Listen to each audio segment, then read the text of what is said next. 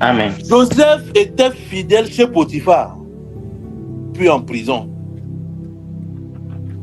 Sans témoin humain, sans reconnaissance, sans promotion visible, Dieu voit l'intégrité dans les endroits invisibles aux hommes. Yeah. C'est là qu'il prépare la faveur. Joseph chez Potiphar, personne ne le voyait. Frère, j'ai vu aujourd'hui, même vous allez voir parfois sur les réseaux sociaux, il y a des annonces qu'on fait, qu'il y a une sugar mommy qui cherche un jeune de 20 à 25 ans, tablette de chocolat, ou comment vous appelez, et tout ça. Parfois, on demande que les gens envoient des photos, et elle va sélectionner. Et ils envoient. Et elle sélectionne. C'est-à-dire qu'un gars se lève aujourd'hui, il cherche Sugar Mami. Au moment où Joseph, lui, il a eu son cadeau, il a refusé. L'intégrité de Joseph, ce n'est pas parce que quelqu'un le voyait. C'est qu'il n'y avait aucun témoin humain pour dire que le gars n'était pas sérieux ou ceci ou cela. Joseph connaissait les horaires de Potiphar. À quelle heure il va au boulot, à quelle heure il revient, il connaît. Et Joseph pouvait s'arranger à manger les mêmes choses que Potiphar mange. C'est mieux que lui. Mais il a choisi la fidélité. Il va même dire que je ne pêche. Comment pourrais-je pécher contre mon Dieu en faisant de telles choses avec toi? Je ne le ferai pas. Il a refusé. Il a refusé. La Bible dit dans Proverbe 11, verset 3, que l'intégrité des hommes droits les guide, mais la perversité des perfides les détruit. Proverbe 11, verset 3. L'intégrité des hommes droits les guide. Joseph était un homme intègre. Et cette intégrité l'avait qualifié pour la faveur. Deuxième condition pour la grâce, mais la faveur, c'est la crainte de Dieu. Esther priait et jeûnait avant de se présenter devant le roi. Elle s'appuyait pas sur sa beauté naturelle, mais sur sa relation avec Dieu. La crainte de Dieu positionne le croyant dans le flux de la faveur divine. La crainte de Dieu. Bien aimé, si vous regardez la vie des gens qui ont bénéficié de la faveur dans la Bible, ils avaient tous la crainte de Dieu. L'intégrité, la crainte de Dieu, c'était des traits communs à ces gens-là. Psaume 103, verset 17 nous dit: mais la bonté de l'Éternel dure de toujours à toujours, pour ceux qui le craignent, et sa justice s'étend aux enfants de leurs enfants. Psaume 103, verset 17. La bonté de l'Éternel dure de toujours à toujours, pour ceux qui le craignent, et sa justice s'étend aux enfants de leurs enfants. Il y a des choses que tu fais aujourd'hui, tu vas penser que c'est pour toi-même. Mais si tu décides de craindre Dieu, si tu décides d'avoir un cœur pour Dieu, de le révérer, de le craindre, non seulement tu bénéficieras de ça, tes enfants et les enfants de tes enfants vont en bénéficier. C'est un Dieu des générations. C'est pour ça que vous allez voir, on parle de Dieu d'Abraham, d'Isaac et de Jacob. Abraham a marché avec droiture devant Dieu. Et il n'a pas été seulement son Dieu, il a été le Dieu d'Abraham, d'Isaac et de Jacob. Et à cause d'Abraham, il est ton Dieu aussi aujourd'hui. C'est pour vous dire que c'est un Dieu des alliances. Un Dieu qui de génération en génération reste fidèle. Je relis le psaume 103, verset 17.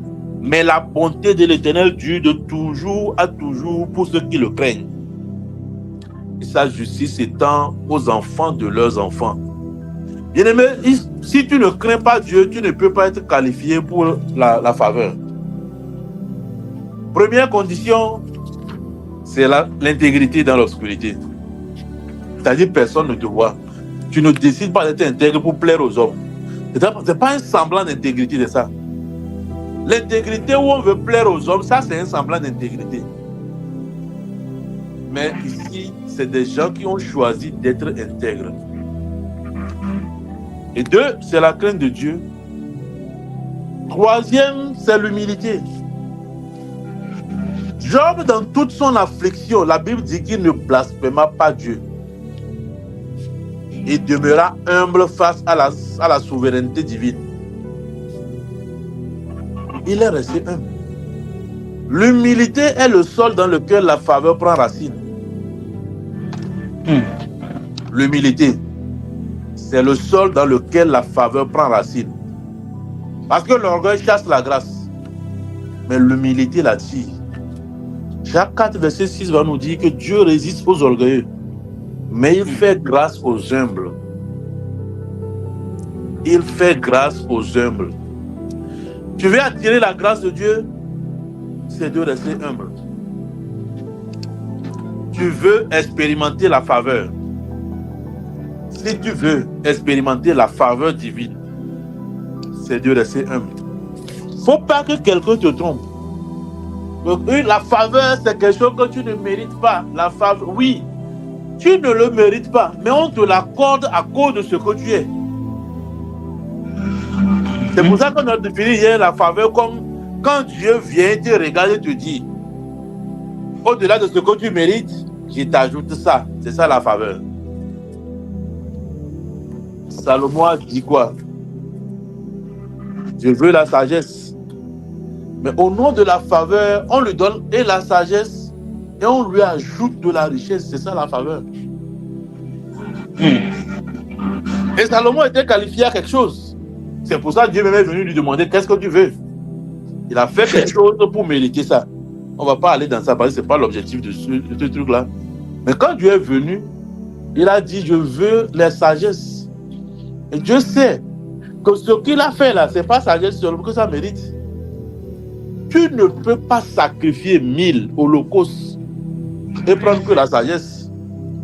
L'argent attire l'argent. Ce que tu as dépensé doit attirer la richesse dans ta vie. Et Dieu va lui dire, voilà ce que tu as demandé. Moi-même, je t'ajoute ça. Ça veut dire que Salomon était qualifié pour quelque chose, mais on lui a ajouté autre chose. L'humilité. L'humilité. Aussi longtemps que quelqu'un n'est pas humble, il ne peut pas bénéficier de la faveur de Dieu. Parce que Dieu même va lui résister. Même si les hommes ont un bon cœur et veulent lui faire du bien, Dieu va lui résister. Il résiste aux orgueils. 4. La persévérance dans l'épreuve. Aucun des personnages que nous avons étudiés hier n'a obtenu la faveur en fuyant sa situation difficile. Joseph n'a pas brisé ses chaînes. Job n'a pas abandonné Dieu dans la douleur. Esther n'a pas refusé d'entrer au palais par peur. La persévérance transforme l'épreuve en tremplin pour la faveur. La persévérance transforme l'épreuve en tremplin pour la faveur. La Bible nous dit dans Galates 6, verset 9, ne nous lassons pas de faire du bien, car nous moissonnerons au temps convenable si nous ne nous relâchons pas. Et mais tu ne peux pas te lasser, tu ne peux pas être fatigué de persévérer. Je vous ai raconté les situations sombres et difficiles que j'ai vécues financièrement. En 3 ans, de 2012, 2 ans, 2022 à 2023, j'ai perdu une centaine de millions. Mais c'est en ces moments difficiles que Dieu m'a demandé de prêcher même sur la fidélité. La fidélité de Dieu. Quand tu pries, tu te dis, je suis fidèle. Je vous pose une question, vous activez les micros pour répondre. Quand Dieu te dit dans la prière, tu pries, te dis qu'il est fidèle, ça signifie quoi? Je suis fidèle. Ça signifie quoi? S'il vous plaît, répondez. Tu es en train de prier, tu reçois une révélation, Dieu te dit, par rapport à ton cas, je suis fidèle. Ça signifie quoi? Ça veut dire qu'il est capable Il d'accomplir. demeure le même. Il Il a tient dit. toujours à sa promesse. Il n'y a pas d'onde de variation. Oh, mais élevez les mains et on va. Élevez les mains, je vous désigne. Élevez les mains, je vous désigne. Ok, Samuel. Non, en fait, c'est pour dire que ce qu'il dit, le fait, quoi. Ce qu'il dit, il le fait. Ok. Élie. Élie. Élie, active ton micro. Bon, Jésus, tu as la parole. Oui, ça signifie qu'il va te sortir de cette situation. Hilary. Ça veut dire que quand il te dit quelque chose, il n'est pas un homme pour mentir et il tient à sa parole et il te le fera sur lui. Merci Ok. à toutes les réponses. Bien aimé, ça, ce que vous avez dit est tellement vrai. Ça veut dire qu'il n'est pas un homme pour mentir.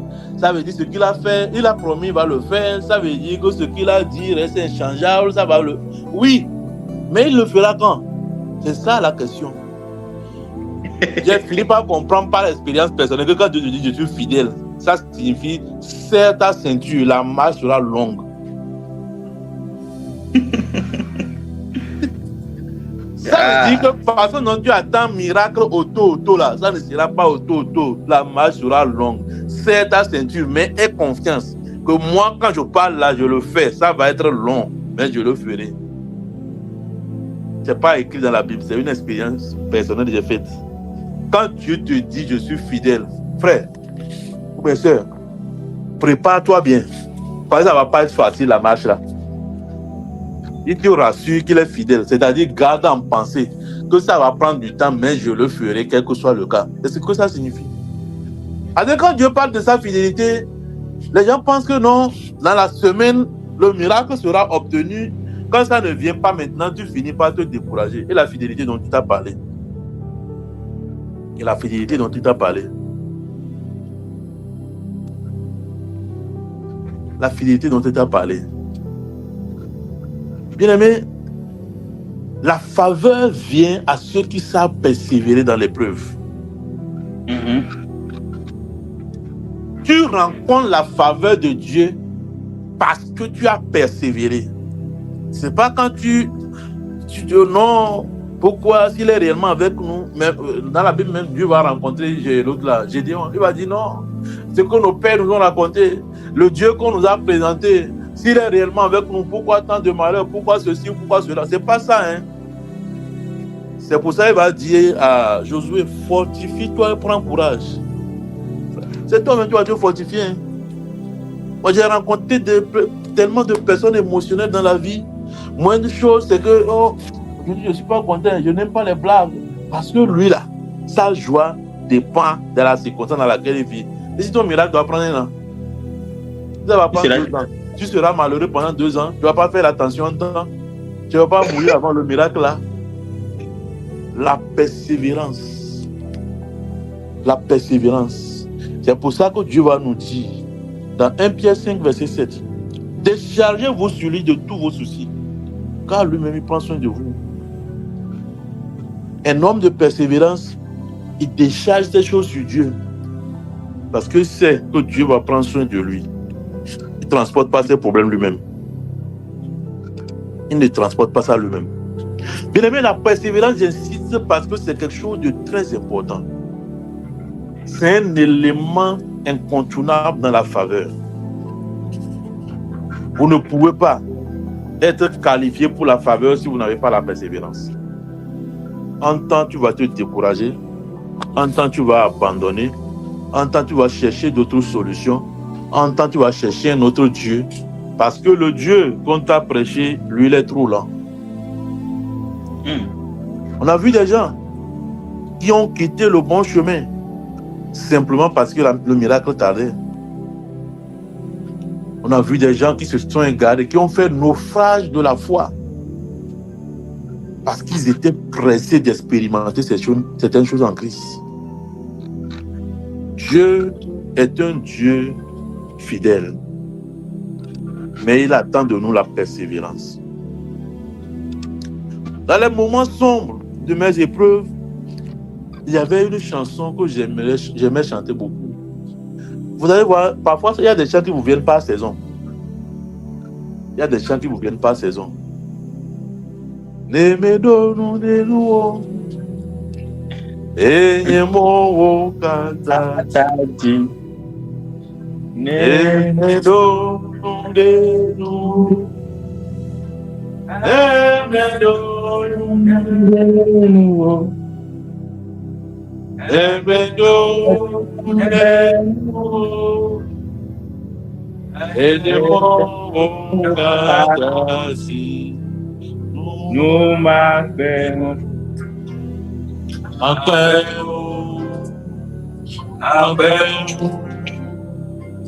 Alléluia.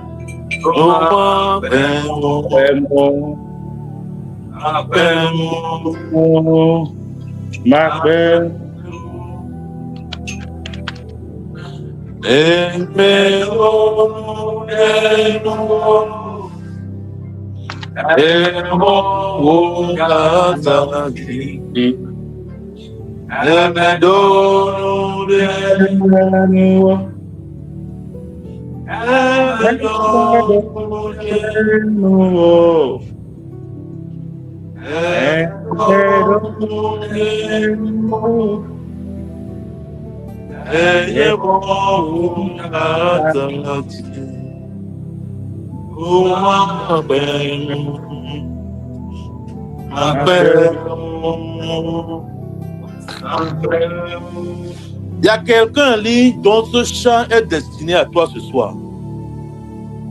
Le Seigneur veut te rassurer que quand tu gardes ta confiance en lui, la honte ne sera jamais ta portion. Amen. Je ne sais pas quand ton épreuve va commencer. Je ne sais pas ce que tu traverses actuellement. Je ne sais pas quel est le niveau ou la complexité de la chose. Mais le Seigneur veut te rassurer ce soir que la honte ne sera pas ta portion. Amen. La honte, ça ne sera pas ta portion. Amen. Garde ta foi en l'Éternel et persévère. Persévère. Et Amen. persévère encore. La faveur est devant toi. Amen. 5e critère, l'obéissance à l'autorité spirituelle. Esther a suivi les conseils de Mardochée. Joseph a honoré le rêve de Dieu quand même ses frères l'ont rejeté. Bien-aimé, l'alignement sous l'autorité spirituelle est un positionnement stratégique pour la faveur. Il y a des gens qui ne vont pas accéder à la faveur parce qu'ils n'ont pas de couverture spirituelle. Si Esther avait dit au Mardochée, toi un pauvre, quoi si toi tu connais de ces trucs-là, elle n'allait pas accéder à la faveur. Mais c'est une fille obéissante. Toi, avant que ta mère ne parle, tu as déjà rejeté ses propos. Si toi, tu ne respectes pas ta mère, c'est le pasteur que tu vas respecter. Donc, je ne parle même pas du pasteur. La génération la connaît mieux que leurs parents. Les gens oublient qu'un parent qui est assis quelque part même, il voit loin que toi qui es sur un arbre. Tu peux être assis, toi tu peux monter sur l'arbre. Il y a des choses, c'est pas affaire de je connais, ça ne s'apprend pas à l'école, c'est l'expérience. Quelqu'un a déjà vécu ça même. Et il te dit fais attention, tu ne peux pas comprendre. Je veux dire j'avais, parce que je ne veux plus dire aujourd'hui, j'avais une fille spirituelle. Il voulait rentrer dans un mariage. Je lui ai dit ma fille, c'est pas bon pour toi.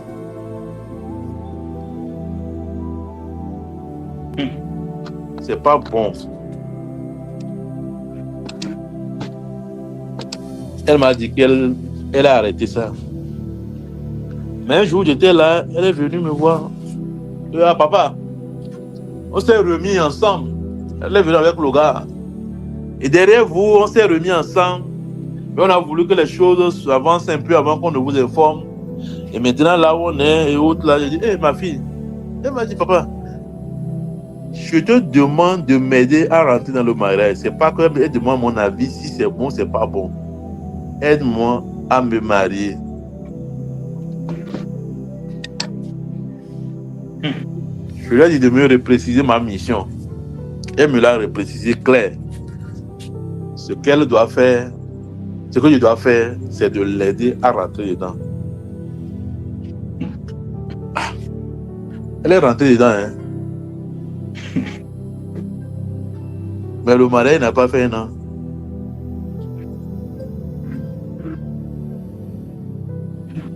À l'heure où je parle, c'est-à-dire le mariage n'a pas fait un an. Et actuellement, ce couple n'existe plus.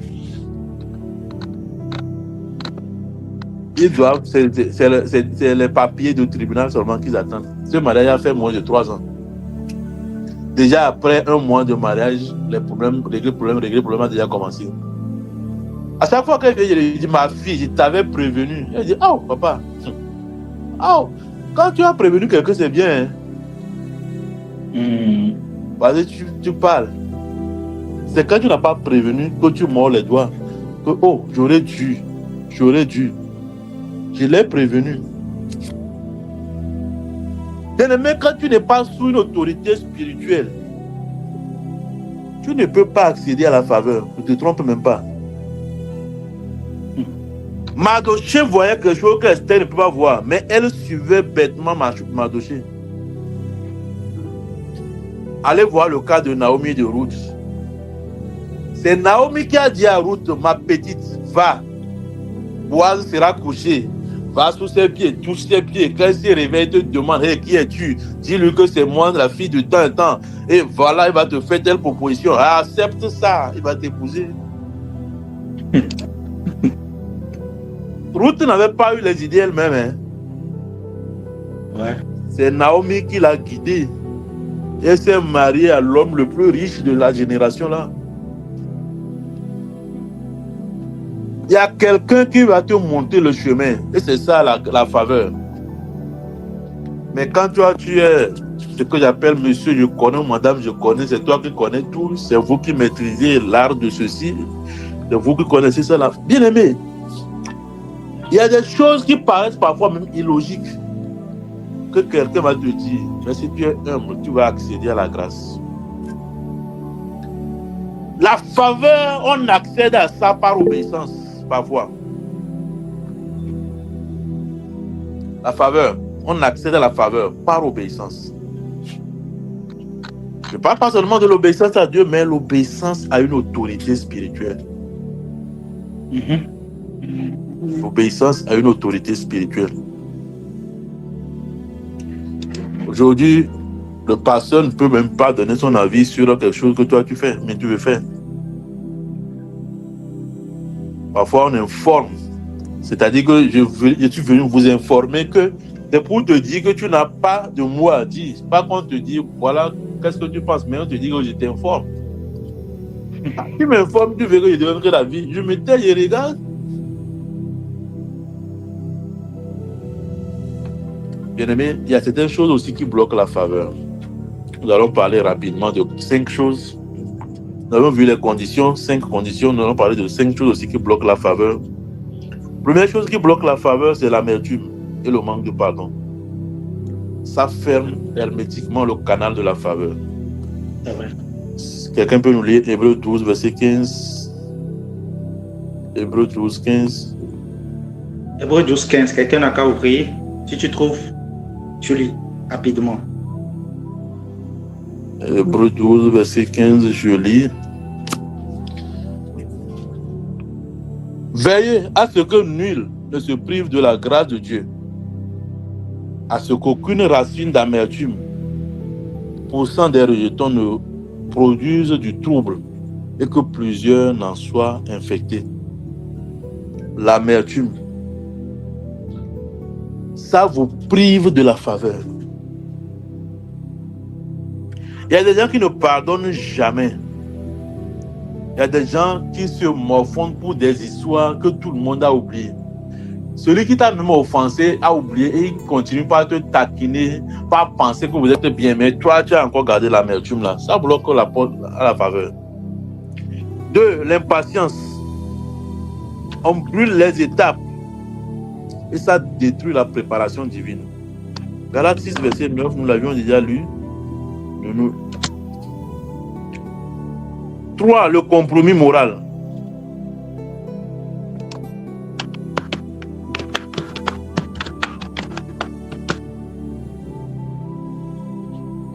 Genèse 39, verset 7 à 12.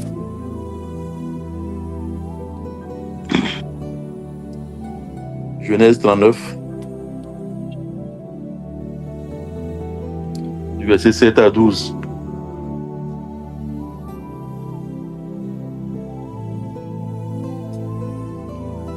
Vous avez vu, Joseph aurait pu accepter ce que la femme de Potiphar a dit, mais elle a refusé.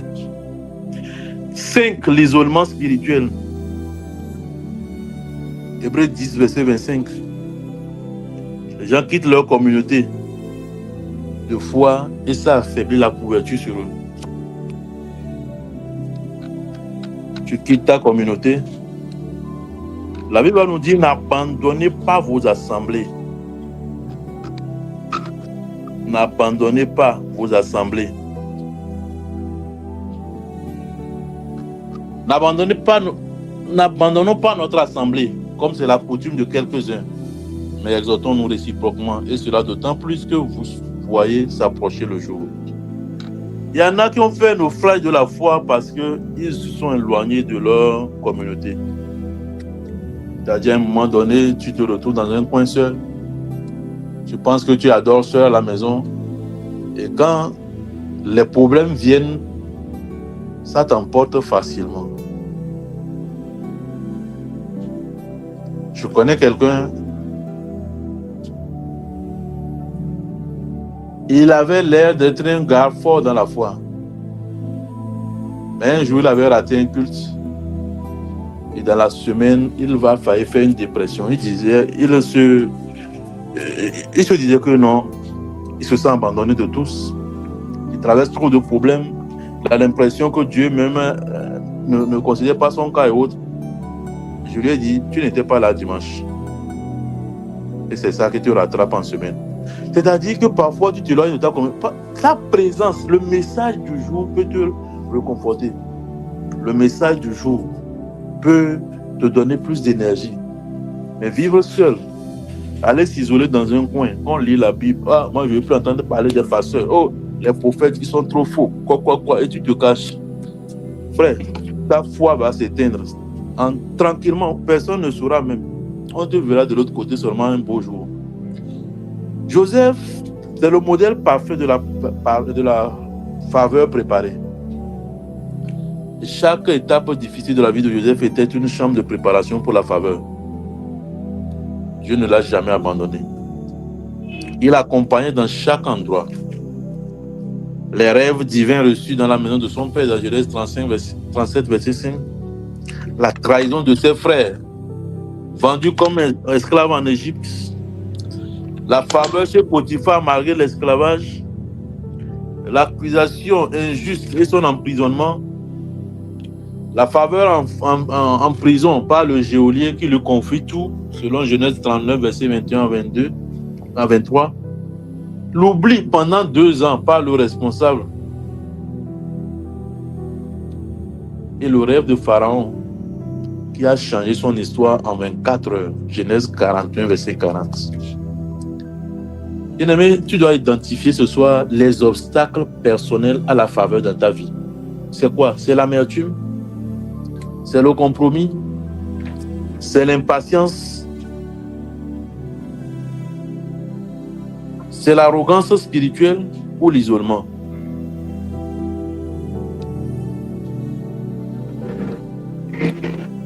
Parmi les 5 blocages que j'ai cités, il y avait l'arrogance, l'amertume, l'impatience, le compromis, l'isolement et l'arrogance spirituelle. C'est-à-dire que Proverbe 16, verset 18, quelqu'un nous dit ça. Il y a des gens qui considèrent la faveur comme un dû, quoi. Proverbe 7. Proverbe 16, verset 18. Ok, Proverbe 16, le verset 18.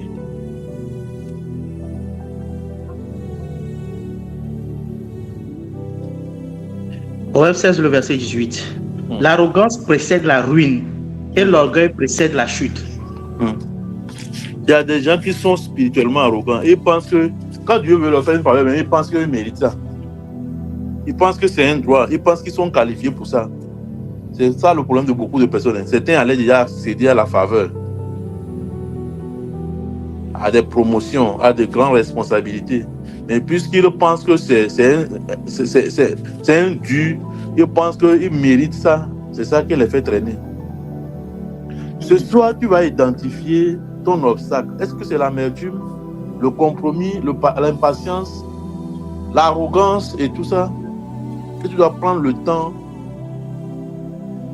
de te repentir et de dégager ces verrous personnels-là, spirituels. Tu vas les enlever. Et tu dois choisir des conditions.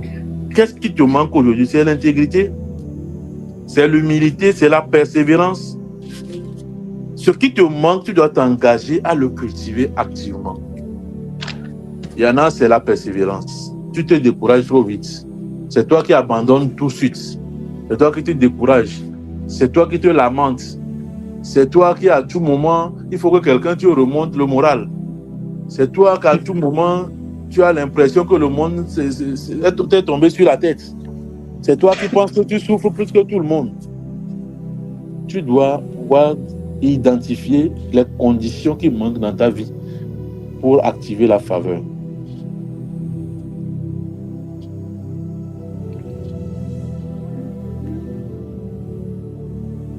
C'est important. Hier, je vous avais dit d'écrire quoi? Écrire les domaines où nous voulons voir la faveur de Dieu se manifester. Si tu as écrit ça, tu dois maintenant travailler sur toi. Tu dois travailler sur toi et tu vois quelles sont les conditions qui te manquent. Quels sont les obstacles qu'il y a dans ta vie. Tu enlèves les obstacles, tu cultives les conditions qui te manquent. Je peux vous garantir qu'avant la fin de ces 5 jours, tu vas expérimenter des choses extraordinaires.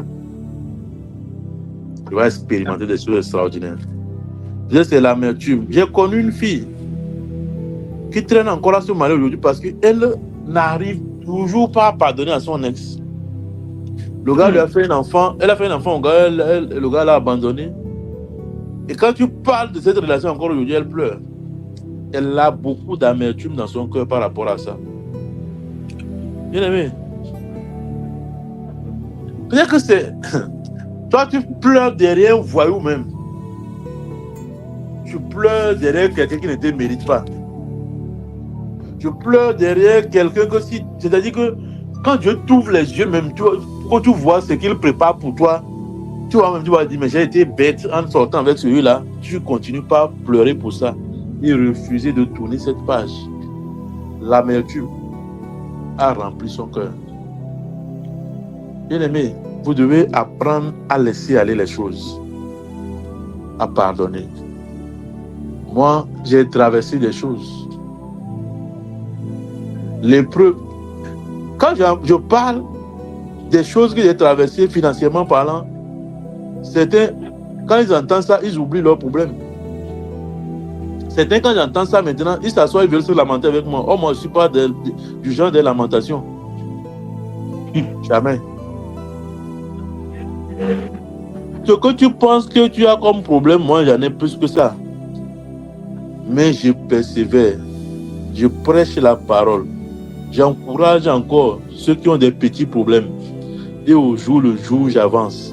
Au jour le jour, je ouvre des pistes. Au jour le jour, la faveur vient et débloque de nouvelles phases.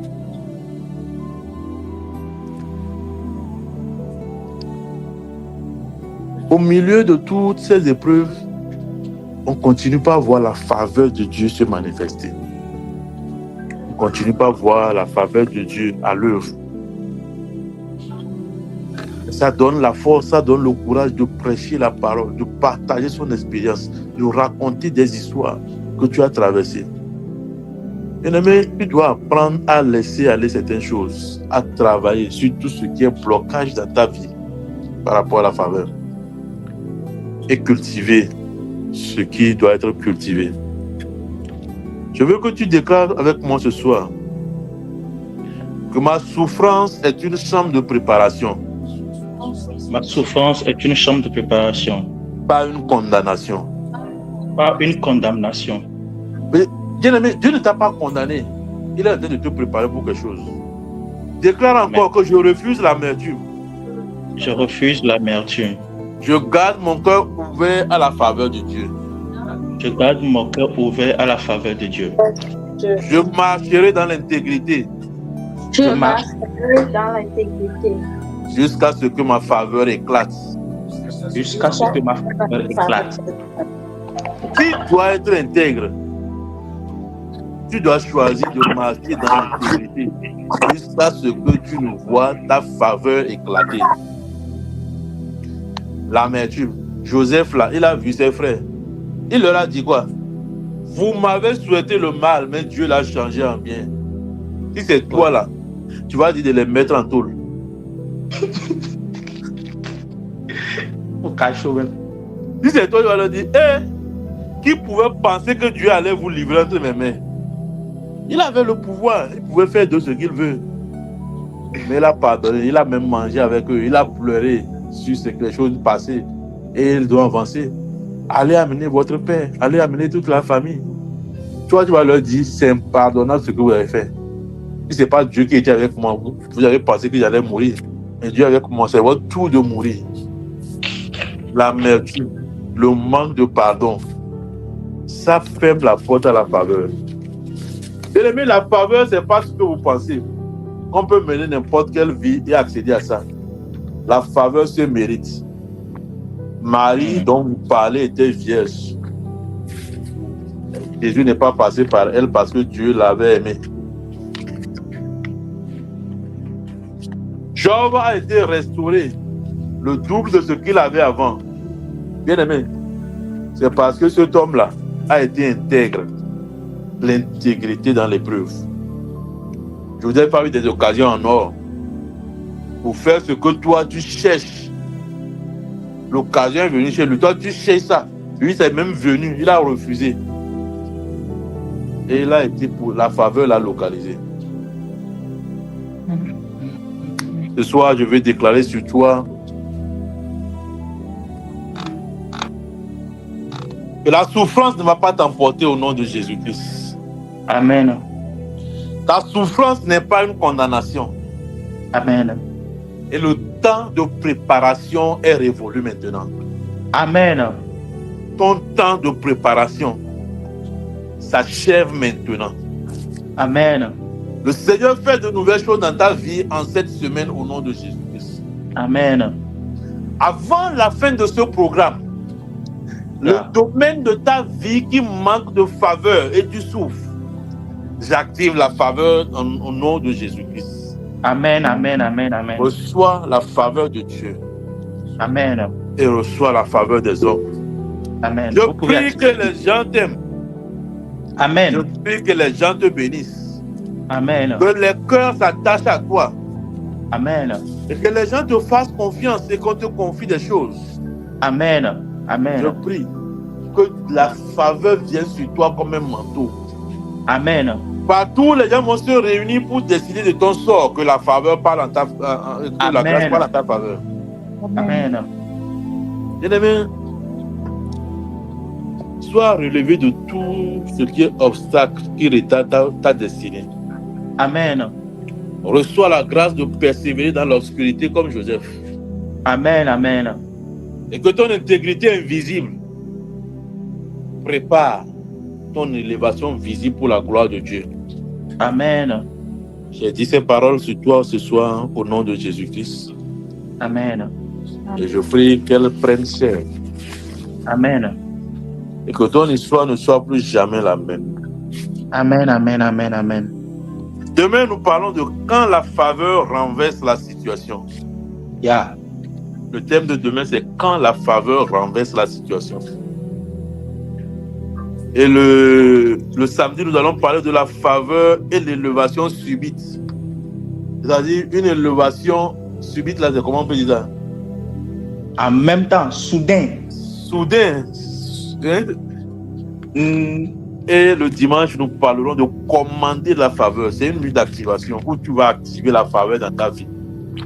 Amen. Demeure béni. Amen. Et Amen. à demain pour la suite. Amen. Alors, s'il vous plaît, activez le micro et bénissez la vie de l'homme de Dieu, bénissez la vie de l'apôtre, s'il vous plaît. Merci beaucoup. Amen. Que Dieu vous bénisse. Amen. Amen, Amen. amen, amen, amen. Homme de Dieu, que Dieu vous bénisse énormément. Merci pour le temps que vous nous avez chargé. Merci pour le temps que vous nous avez dans ce programme. C'est un véritable privilège, un véritable honneur. Nous sommes de grâce. Et aujourd'hui, nous avons appris des choses vraiment très essentielles. Ce sont des choses qui commandent la faveur, qui favorisent la faveur divine. Et quelles sont les choses? Je vous avais l'habitude de dire que vous ne pouvez pas vivre une vie de désordre et vouloir que Dieu vous utilise, bien Dieu fasse avec vous des choses extraordinaires. Ce n'est pas possible. Et aujourd'hui, on l'a encore appelé l'intégrité dans l'obscurité, la crainte de Dieu, l'humilité, la persévérance et l'obéissance à l'autorité spirituelle. Je crois que le prophète Cha aussi en a parlé. Si pas à obéir à une autorité spirituelle, les portes de la faveur divine ferment sur vous. Parce que, comme vos parents, nous aussi, nous voyons des choses que vous ne voyez pas. Dans le monde spirituel, nous voyons des choses et nous pouvons vous dire quoi faire. Nous pouvons vous dire la clé de votre prochaine ascension, la clé de votre prochaine que Dieu vous accorde la faveur. Des fois, Dieu peut vous dire ces choses-là à vous-même, mais il nous les dit à nous pour que nous vous les disions, pour voir si réellement vous êtes des personnes soumises ou bien des personnes qui arrivent à obéir à Dieu. Alors, j'aimerais vous exhorter, pas vous exhorter. Demain, à partir de 4 heures, nous sommes en ligne et nous allons parler de la dernière phase de rentrer dans le système financier divin. C'est-à-dire, nous sommes en train d'explorer ensemble les divers canaux par lesquels Dieu prospère ses enfants financièrement. Alors, il y a beaucoup de personnes qui se connectent en ligne, il y a de nouvelles personnes qui nous rejoignent. Il est important que vous vous rejoigniez à nous le matin pour profiter de ces moments de partage, de ces moments de grande sagesse et de ces moments de grande révélation. Je suis en train de recevoir des témoignages des personnes qui sont vraiment touchées par rapport à ce que Dieu fait dans ces matinées-là. Et comme je l'avais toujours dit, ces matinées, ce sont des matinées où c'est un peu comme il y a des portes de gloire qui s'ouvrent chaque matin où Dieu nous remplit, Dieu nous fait du bien, avant que nous ne commencions notre journée. Si vous n'avez pas l'habitude d'être présent dans les matins, je vous prie de pouvoir vraiment mettre cela dans votre agenda et de commencer par être présent les matins. Pourquoi? Parce que déjà, ça va vous donner de la discipline, ça va créer de la discipline et ça va vous aider à chercher Dieu très tôt le matin et à voir sa grâce se manifester dans votre journée. Vous allez remarquer que Jésus-Christ avait l'habitude d'aller très tôt chercher Dieu le matin. Ok? Mais pour cette matinée, demain, nous allons explorer des choses vraiment très très importantes. Et à partir du 16, je crois à partir du 16, nous allons commencer des exercices pratiques dans les matinées. Parce que à partir du 16, du 17, nous allons parler de la vision, de la méditation, nous allons parler de l'imagination, nous allons parler de la pensée.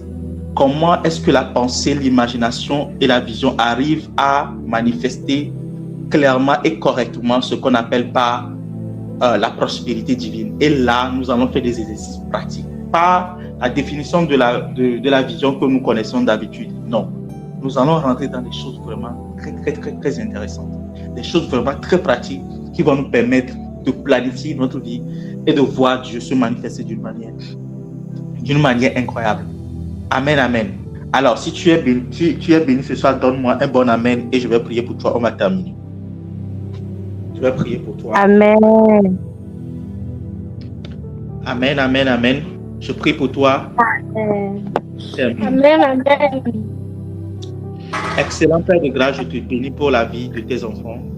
Déjà, Letty Fashion, rappelle-moi ton nom. Je crois que je t'avais déjà parlé, c'est ça? Rappelle-moi ton nom.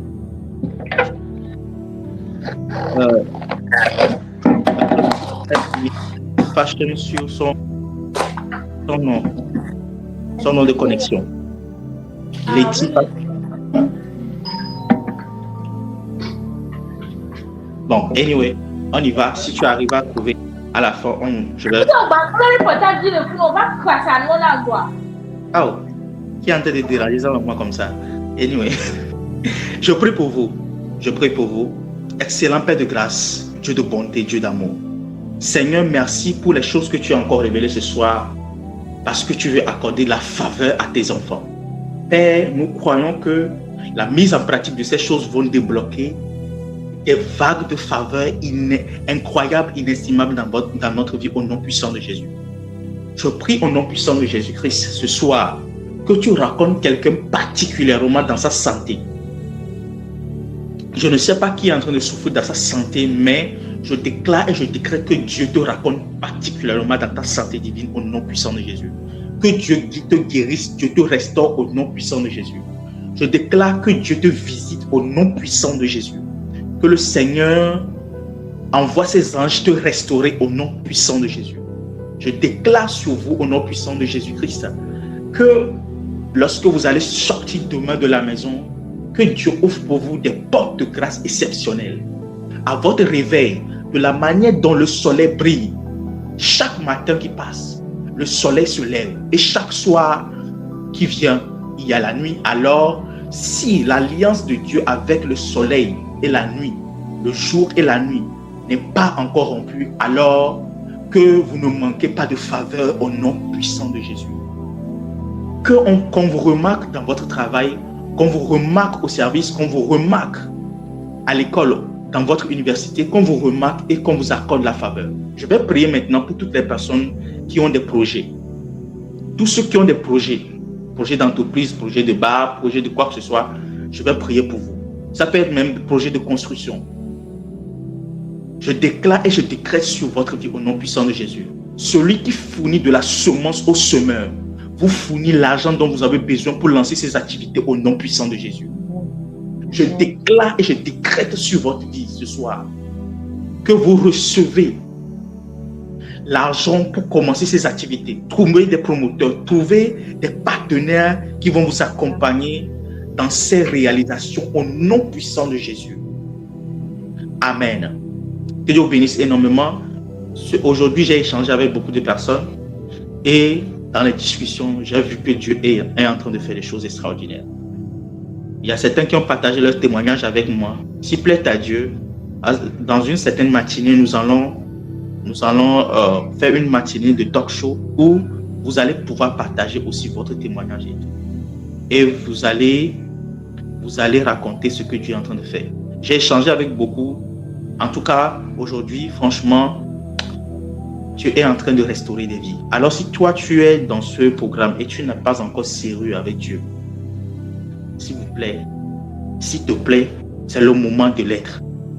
Il y a des gens qui ont pris des jeûnes, il y a des gens qui m'ont écrit, qui sont rentrés dans des jeûnes, d'autres de 14 jours de jeûne, d'autres 3 jours, d'autres. Bref, il y a beaucoup de choses qui sont en train de se passer. Il y a des gens qui sont conscients que le moment actuel dans lequel ils sont, c'est un moment où ils sont en train d'être visités. Alors, ne prends pas à la légère. Suis les instructions qui sont données. Respecte les principes. Réveille-toi, assois-toi et apprends. Et tu verras ce que Dieu va faire avec toi. Amen, amen.